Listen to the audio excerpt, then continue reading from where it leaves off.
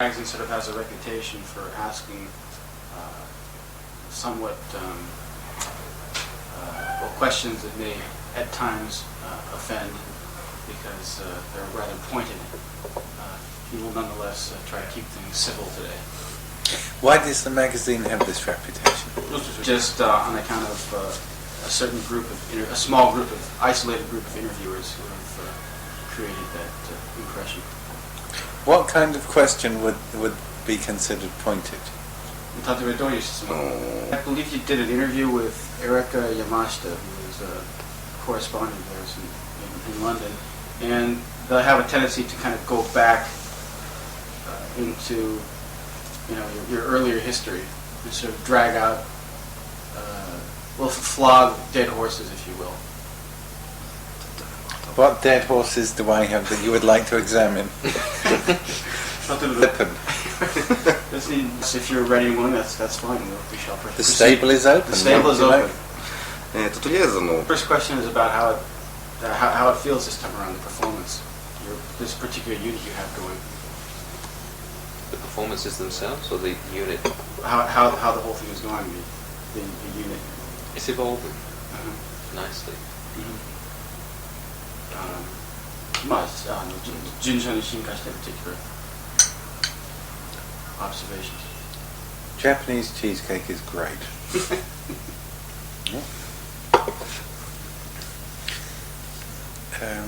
This is the first time I've been involved in performance for 8 years, since King Crimson completed its last active service, major performance. And of those 8 years, most of the time has been involved with the guitar craft courses and the students throughout the world. So to return to performance,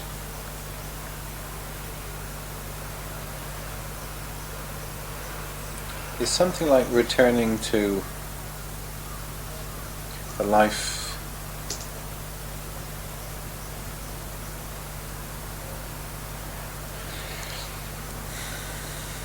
where breathing is a natural medium. I'm not quite sure I follow that. What do musicians do? Play music. Yeah. So you sort of return to your real It's self. It's like returning to breathing.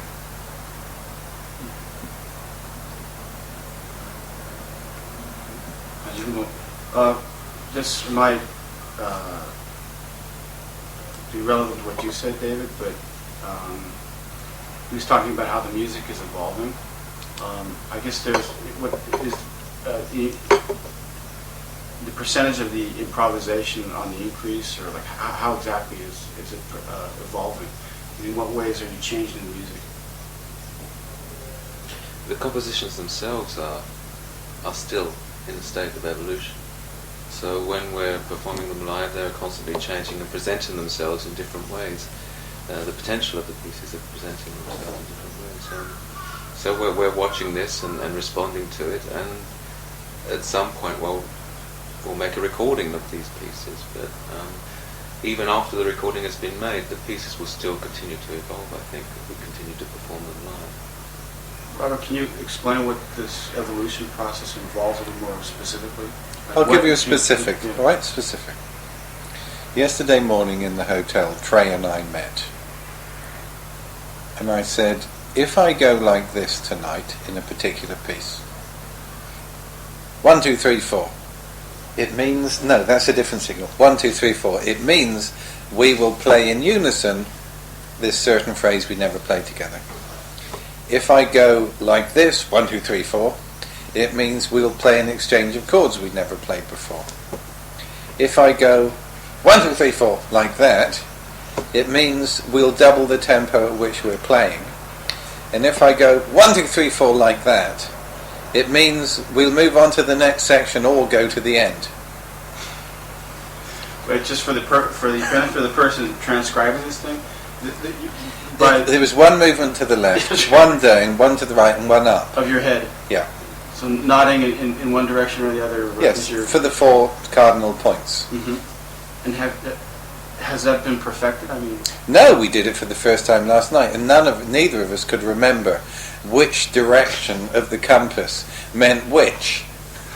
You see. obviously the system still has flaws. Sure, but they're intentional flaws.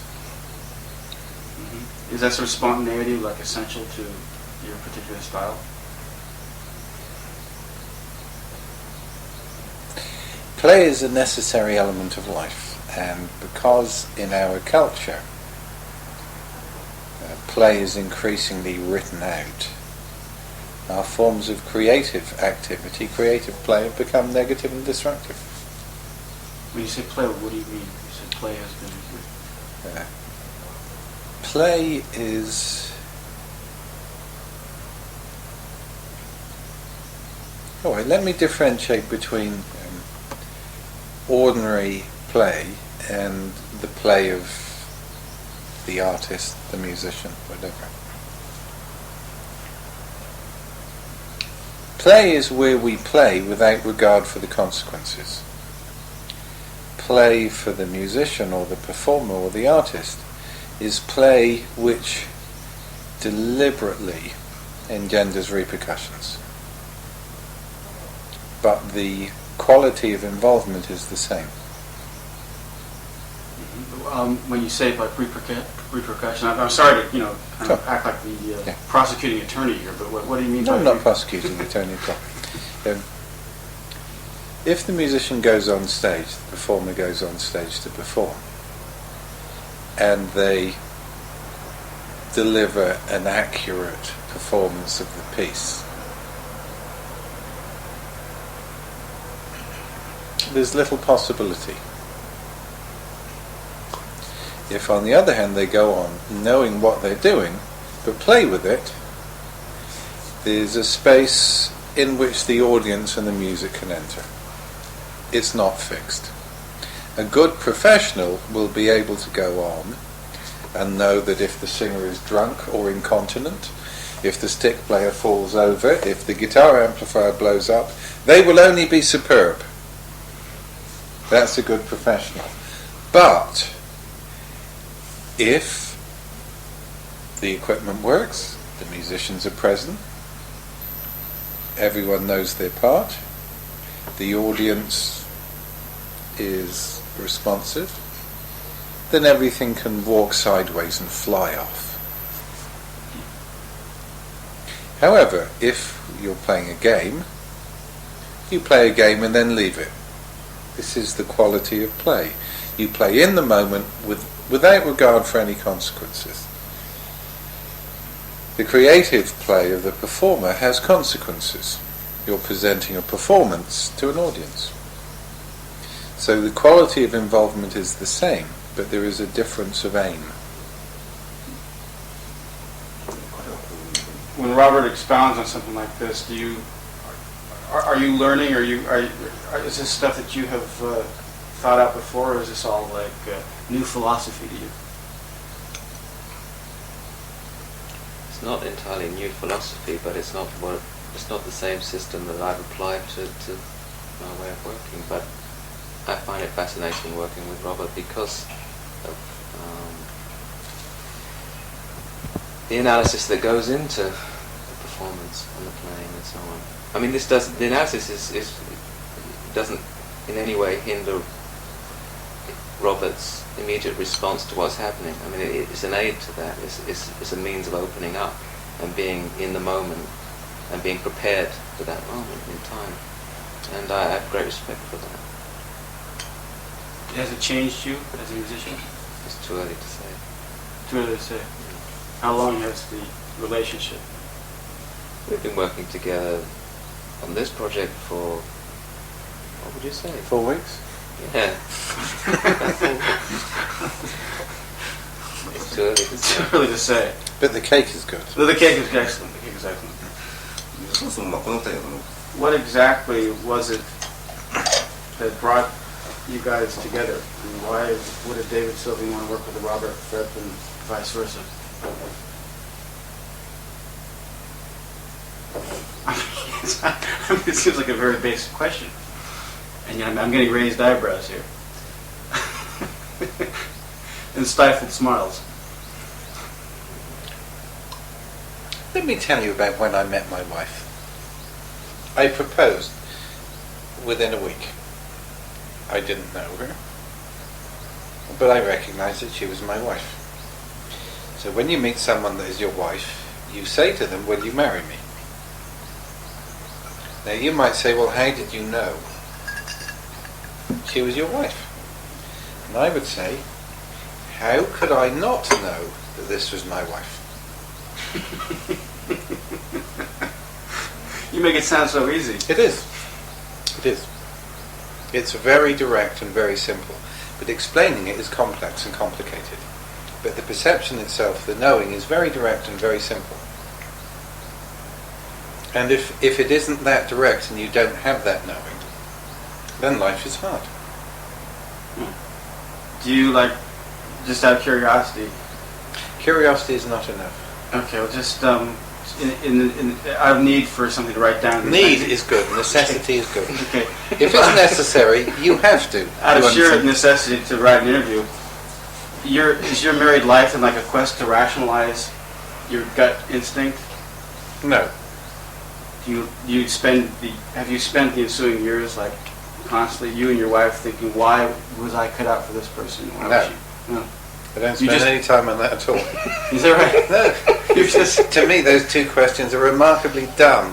I would never waste any time in my life whatsoever asking myself questions that limited and stupid. But recognizing that you have to fill the interview, of course, I don't impute them to your normal self. So I'm not insulting you. You understand? Of course. Well, that in itself is a great comment. That will not be cut. That will not be cut. But anyway, getting back. Okay, so we're to assume that when you met David, that this was a partner, unmistakably. Yeah. When we first worked together in 1985 with this good photo of us, I thoroughly enjoyed working with David and have spent the in-between 6 or 7 years looking for and hoping for an opportunity to work with him again. And how about you, David? I pose the same question to you. The answer is very similar. I mean, I enjoyed working with Robert. At the time we were working together, we both expressed a desire to continue the relationship in some way in the future. And we've met up occasionally, once or twice a year since then, and just once again expressed the desire to work together. And when the opportunity arose, we just took it. 二人が一緒になったっていう。それを May I ask you a question? Yeah. Are you actually recording over the interview Yes. with John Anderson and Trevor Rabin? Oh no, this is your side B. You're a B side. Good, that's fine. No, I would never record over here. I have a very large collection. of I these bet films. you. And Wonderful library. it is. It's Yeah. about 400 interviews Over what period of time? from late 80. It's going to be a fascinating archive in 50 years' time. I think so. I think so. Yeah. Yeah. I've always made a point of keeping these too. Yeah. So Transfer them to DAT or something else. The tape stock is going off, particularly on early Ampex tape. well, actually, I was thinking of donating it to some sort of rock and roll Mhm. Hall of Fame or some sort of Yeah. archive of that sort. Yeah. So yeah, I'm not. Good aggression, good. Not erasing. The question was on what sort of actual expectations do you have in each other? What, David? How can Robert aid you as a musician and vice versa? I don't think that's the point. The point is to create music together. Mhm. Is to create something unique that comes out of the two of us and whoever we decide to work with. So that's the expectation. To be able to that's- create something. That's the point Uh-huh. of the relationship, is to Mhm. create something unique to this relationship. There isn't really an expectation beyond that. Mr. Fripp. I have expectations. Yeah. Okay. I expect to travel the world and eat cake. What you are doing? Yes. Mm-hmm. Playing music and recording. if you then said, well, what are your specific expectations? I'd have to say, well,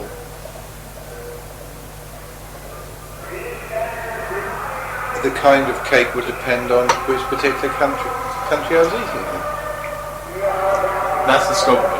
Kind of, yeah. Yeah, that's the scope. Obviously, there has to be some kind of framework.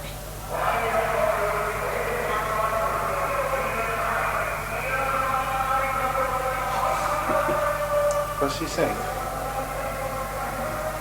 じゃなくて、多分右翼系のナショナリズムがあるじゃないですか、例によって。We can't figure it out, but what it is, it's right wingers. Some sort of a call to arms. Really? Down with somebody or down with something. Oh. My argument, or my concern with Rock Against Racism, was, well, what is it for? In other words, can it be stated positively? Why did that come about? I don't follow. He's saying down with. I would like to say, well, what's up with? In other words, he's saying what he's against. I would like to know what he's for. You know, the 10 negative precepts of the Old Testament. Don't do this, don't do that. That's a bad thing to do. Leave that alone. And here's another 7. However, the 2 affirmative precepts of the New Testament were affirmative. You know what you're on. Pardon me? You know what you're on. Love God, love your neighbour.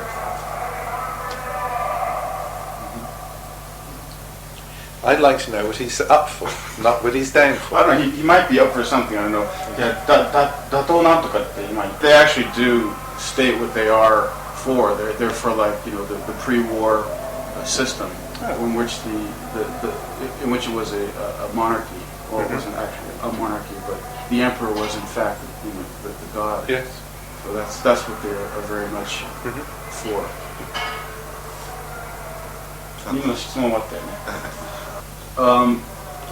Before working together, had you been familiar with each other's music, and have you listened to each other's stuff since working together? Yeah, I was familiar with a lot of Robert's work. Yeah. And yes, I think I've listened to some of Robert's work since I've been working with the new box set that came out that Robert put together. Yeah. What stuff had you been familiar with before you started working? All Robert's solo work and collaborative work. The last incarnation of Crimson, plus certain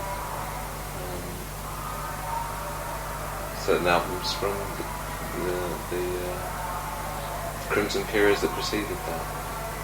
And you've since listened to the box set also? Some of it. What's your opinion of it?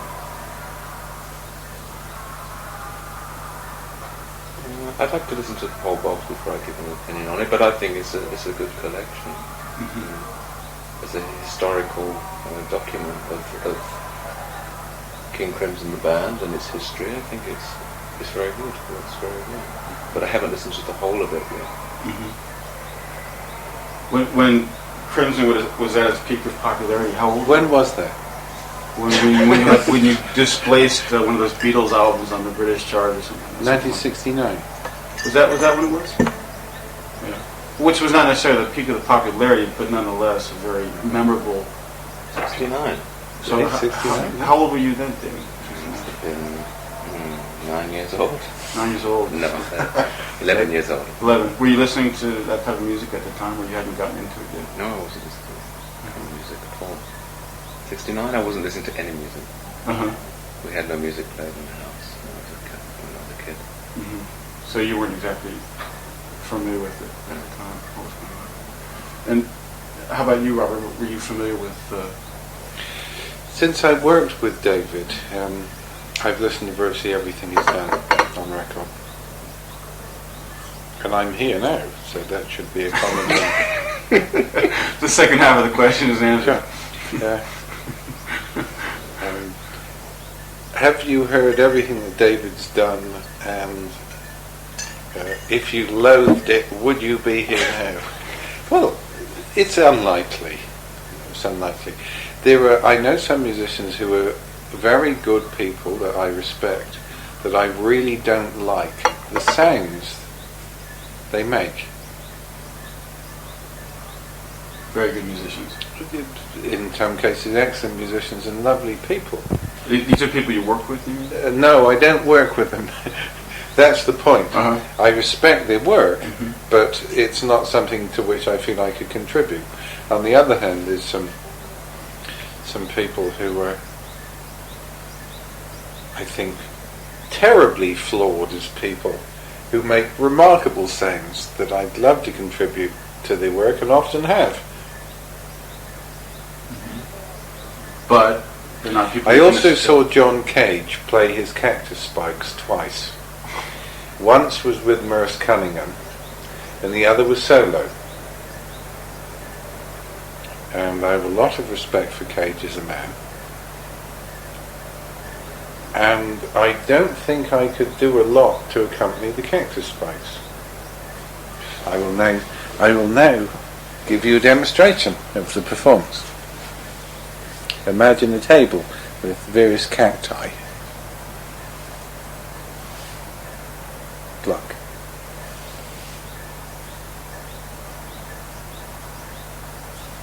Plunk. Now extend this in time for about 20 minutes. Slow click of cactus spike amplified. Now I have a lot of respect for Cage, but I don't think I could contribute anything to that, other than silence, which is probably what's being asked for. And in fact I did, on 2 occasions. So, but otherwise, it was a compelling performance for you. Singing the Cactus. No, it wasn't compelling at all. Not as a performance. The compulsion was within the audience. The audience had to contribute. They had to contribute. Mhm. There was very little there to invite them otherwise. And you were contributing. Sure, I contributed silence. But you think that Cage is remarkable. He's a remarkable man, yes. He's not a musician. 今ちょっと難しい Listening to last night's performance, it seemed like there were clearly songs that were David, clearly songs that were Robert. I guess your respective one man sort of takes the lead in each song, so to speak. Is that the way it works, or is it more equally balanced in every song? It's not equally balanced in every song, but I would be hard pushed to always be able to focus on which one of us produced which piece. Most of the pieces they were written together. Yeah. But some pieces obviously come from Robert's work with Frippatronics, and I'm contributing to that. There's a couple of songs in there that I wrote which Robert contributed to, but on the whole the pieces, I would say, come out of the work we're doing together. Mm-hmm. I think it would be misleading to point to a piece of music and say, well, that's obviously, David must have written that and Robert contributed to it. I don't think it's always as obvious as maybe he's perceiving it to be. Mm-hmm. Well, having followed, both of your careers for many years now, I think he's pretty well familiar with your signature styles. And when something comes about, he just says, "Up, Fripp, up, Sylvian." Is it? But then these elements exist in the same piece, in one piece. I think it's possible to listen to one piece and say, Fripp, Sylvian. Oh, and then it was in the same piece. Yeah. Yeah. So it manifests itself in various ways. He says, the most basic example would be a quieter tune would probably be yours. Something more dynamic would be yours. Although you can sense both styles within the same piece. Right, let me give you a good example. In the first segment of the music, there's a burning guitar solo over a riff and simple synthesizer. That's David's piece. I had nothing to do with it. Mm-hmm. Which song was that? That's the burning guitar solo. It's only a guitar solo. Oh, it's unnamed, but You see. uh-huh. I had nothing to do with it. So appearances can be deceptive. And one of the ballad-like pieces is based on a Frippatronic sequence which Robert performed first day that we met. It's just based around the sequence that I could hear inherent within the guitar loop.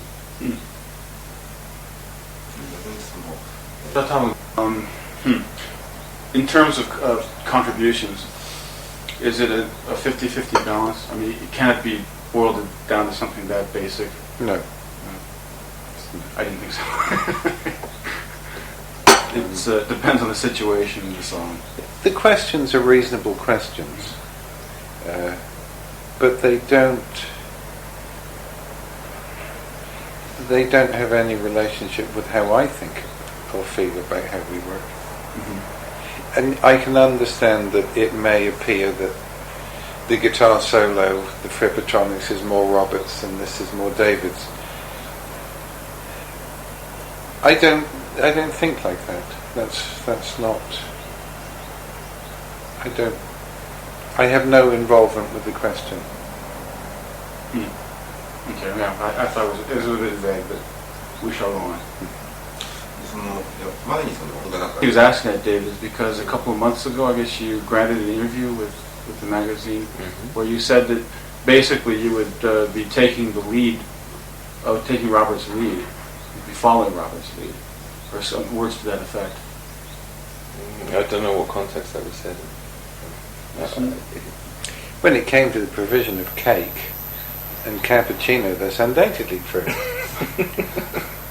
I'd go up to the end of the road and bring the cakes and the cappuccinos down day after day, and I'd eat them and drink it. But I think maybe in the context, because in the interview I was asked about the kind of approach that we were taking in terms of writing the material prior to performing it. And I said, this is something I've never done before. It's something that Robert likes to do, to allow the compositions to breathe, to grow and evolve. And I said, maybe in that context, that's why I would take in Robert's lead. Was sort of giving a little bit of background there. I guess the conversation up to that point had been something about how all the stuff you had done thus far, there were projects in which you were the central figure. Whereas in this particular case, obviously, you're not the only central figure. So that's not exactly true. I mean, I have done collaborative projects in the past, which were collaborative. I wasn't the central figure. I see, but the bulk of what you had done before this, I guess, were either solo projects or Japan. Yes, but I still think that the quotation was said in the context that I just gave. It was about the way we were going to be performing this material, writing and performing it live, and then recording, which is something that we've done before. How does this current unit differ from when you first worked together on, what was it, Born to Earth? Yeah, Born to Earth. Gone to Earth, sorry.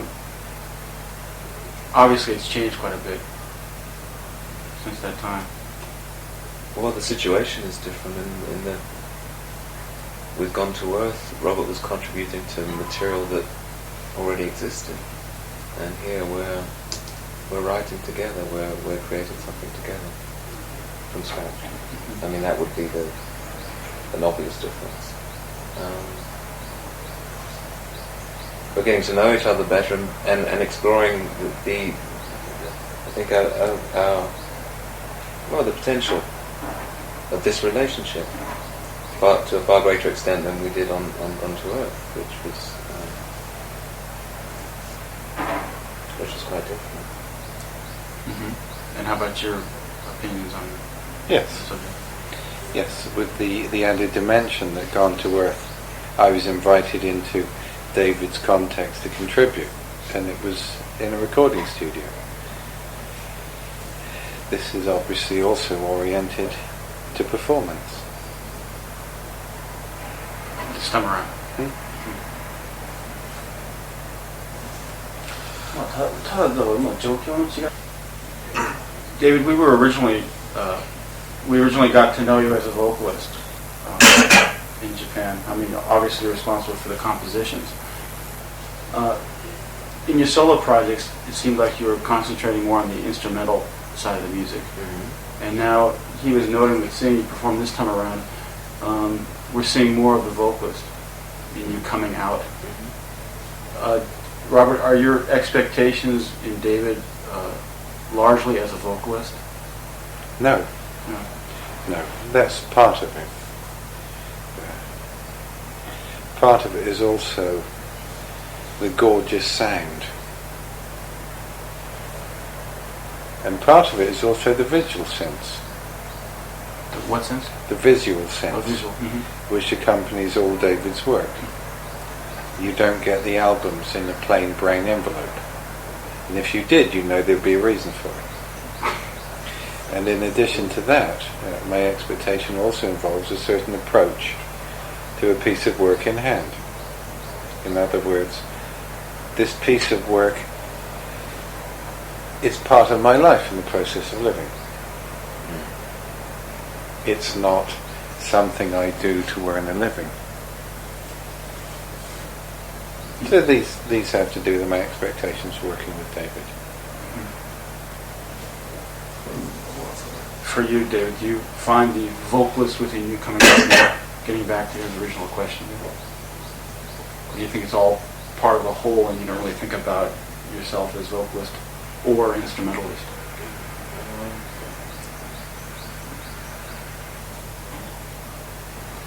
I guess the piece of music, as soon as I hear a piece of music, I know whether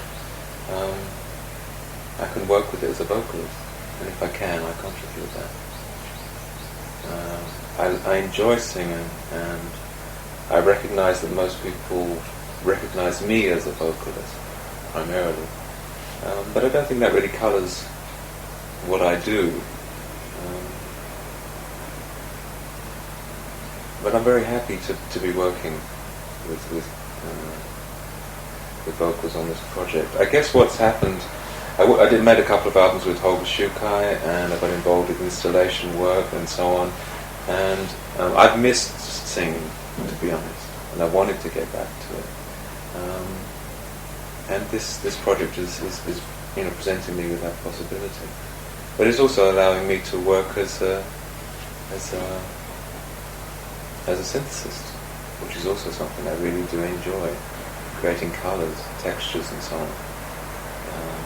Especially in the live context, not always being centre stage and not whatever. I enjoy sitting back and being a part of the performance in a way that I've never been able to experience before.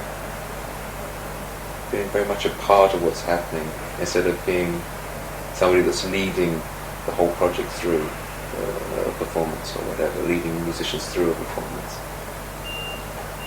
I feel very much a part of this project in a way I've never felt a part of any other live performance. Which probably has a lot to do with the fact that Robert has vision. He knows, what he wants as a whole, so you can just sort of fit into that. I think it's it doesn't quite describe it, does no, it? There's a shared intensity, I think, a shared focus. Sometimes when I'm on stage and I feel tired and really not geared up to a performance, I can feel Robert's presence, and Robert is very focused at that moment in time, and I can feel that he is very focused in his performance, and this will pick me up and place me in the moment and help me to perform as well, bring me into the moment, that I can give something. And I've never experienced that before with any other musician, and that's very valuable to me. Do you ever feel like you're having do you ever feel yourself in the same situation as David described there? Yes. Do you usually choose musicians that can support you similarly, or are you mainly the dominant figure? The questions don't don't quite apply. It's back to the question of how did I know this was my wife? You know, have I spent the rest of my marriage rationalising why I married her? If you want to look at the specifics of us working together at the moment, it was this. David was offered a week in a storehouse. What do you call it? In Parco, it was Yes. a week in Parco concert. Yes. And David said, would I like to come and do it with him? And I said, yes, I'd love to. We had no idea what we do, but I mean, we have enough combined experience that if we walked into a venue with our equipment and no rehearsals, we'd be able to do something for a while, which is what we did when I took my equipment up 4 flights of stairs to David's apartment in London. When that particular venue fell through, we still had the commitment to work. So the next step was, well, since we're committed to work and the work isn't there, let's get the gigs. And then Mr. Udo provided the performances, and then we began to address what we might do in this performance context. Since the performance context had moved from 300 people to 2,500. Well, what do you do? And our answer to that specific question you've seen in the past few days. Well, The album will be coming out within the year, is the first part of the question. Next year. Or next year. And it will be the result of the live performances. We'll be writing more material together prior to going into the studio and performing more concerts prior to going into the studio. We're working with a large group of musicians on the album. And not all of the material that you heard performed over the past few days will be on the album. Or not on this album anyway. What do you specifically have in mind? What will you commit to CD? That is still in the air. I mean, we're some of the pieces are obviously crying out to be recorded and have come together pretty quickly. Other pieces are slowly evolving, and we're going to take more time to reach a state where we think that yes, this piece should be included on the album, and in the process of writing, we'll come up with other pieces which presents a continuity for a recording project.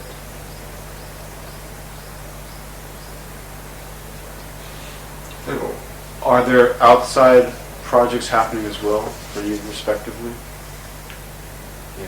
Yes. Could you fill us in?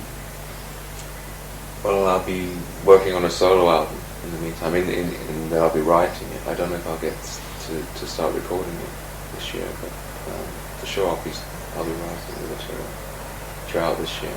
If I can get into the studio in between times when Robert and I will be working together, I will. That's the main project for me outside of this project. My main performance project, apart from work with David, is King Crimson, and my work with Guitarcraft and Guitarcraft students throughout the world continues as well. Do you think that your collaborative work affects your outside work positively at all, or has any sort of influence on what you do outside of this? I would hope so. Yes, I would hope so too. まあ言葉で言うのは何でしょうか。それはどういうところなんですかね。なん Feels like he's probing down the wrong alley here, but could you describe it in what way? Say musically or otherwise? I'm not sure that I can at the moment. I would like more time. I mean, we haven't been working together long enough for me to really understand how it's going to influence what I'm going to be doing in the future. But I feel there will be a very beneficial influence. Whether it surfaces as a musical influence is probably not a very interesting question, but in my approach to my life and my work, I think it may influence me greatly.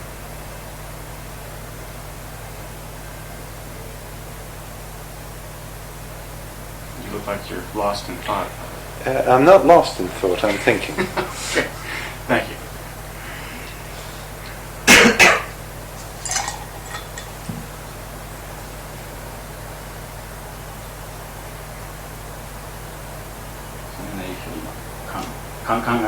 Yes. Yes meaning Yes. I have Hi. yes meaning I have an answer. Yes meaning Yes. That is the answer. but you can't really describe what it would be. So. No. Okay. No. It's richer. My life is richer.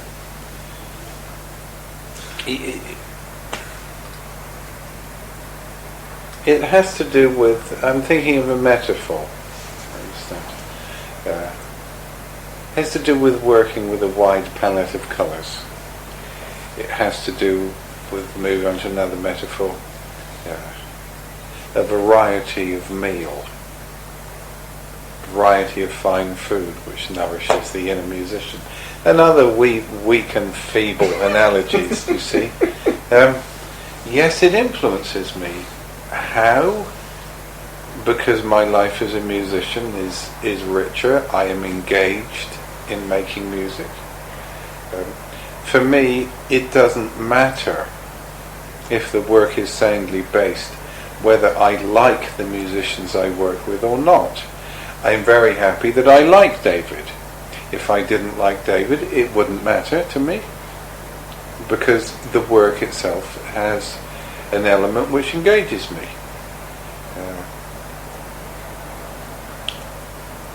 My life is richer by working with someone who doesn't adopt the precepts of most working musicians with whom I'm engaged, which is you get in the bus and you set off for 6 weeks, you come back for a weekend, you get in the bus and set off for another 6 weeks. Why? Because that's what working musicians do. That is the only panorama or vista of the life of the working musician which is presented to the working musician.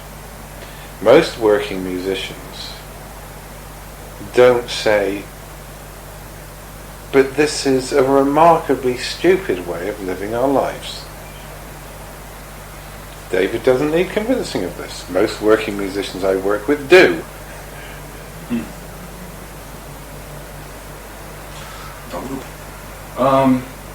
Does the difference in age affect the relationship at all? Factor. Would it be different if Robert was the same age as you or younger than you? And Robert, would it be different if David were? It would be different, but I don't think it affects the relationship. It is the relationship. It's part of it, part of the reality of it. I don't know. It doesn't. Does it hinder? Does affect mean hinder? Or It could. Well, it could mean hinder, or it could mean enhance. Does it change? Affect or effect? Affect, change, effect to bring about.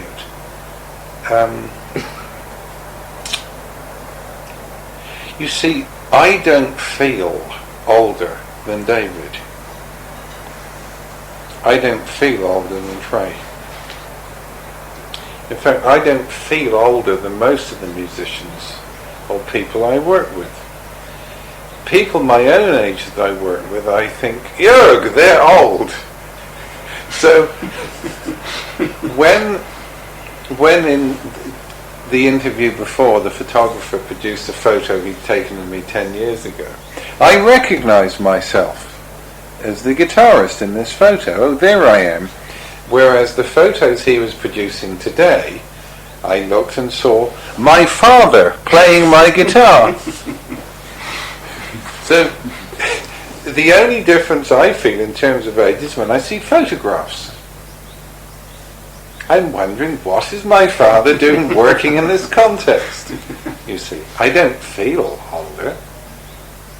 However, on this particular piece of work, my response to both Japan and working is quite different to the last time I was here, when I was a younger person.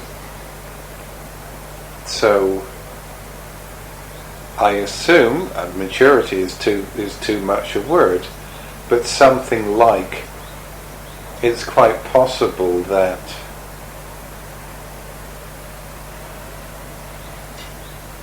I am outside the experiences in which I'm engaged. In other words, I'm not trapped within them in the same way as I was a younger man. Coming back to David, I don't feel older than David. I don't know if David kind of looks across the stage and says, there's a man of 45 who's missing a front tooth. You see? I don't know. But so long as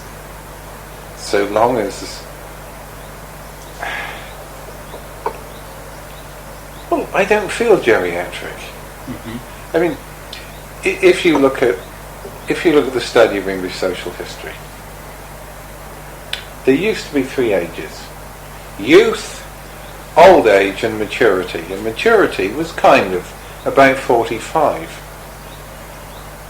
And anyone younger than that was a youth, and anyone older than that was past it.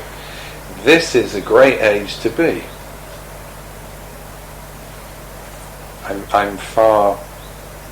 My life has far greater resonance for me now than it's ever done. And part of developing maturity is finding part of oneself free within an event, or part of you is outside it. Part of it has to do with discovering the questions which have value in your life and those which don't. And whereas 20 years ago, if you'd asked me the question about my wife, I would have given it serious thought. Now I recognise that question has no value for me, so I discard it.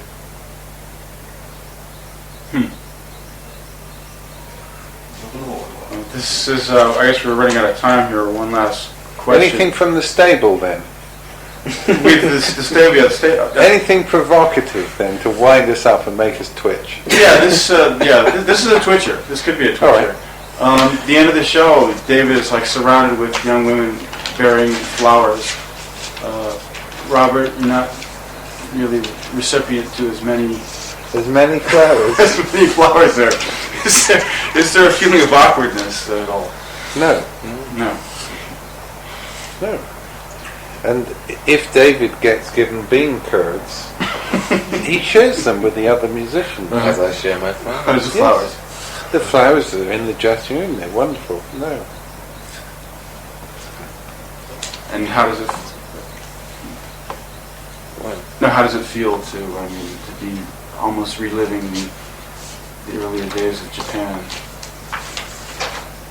I'm very happy that people come to see the show. It doesn't matter to me what reason brings them into the hall, but if they're there, they may experience something. So whoever wants to come and see a show that we're putting on, I'm very happy.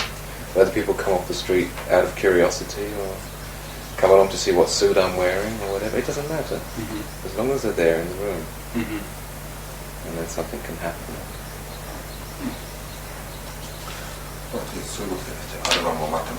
Young groups, a lot of it has to do with sexuality.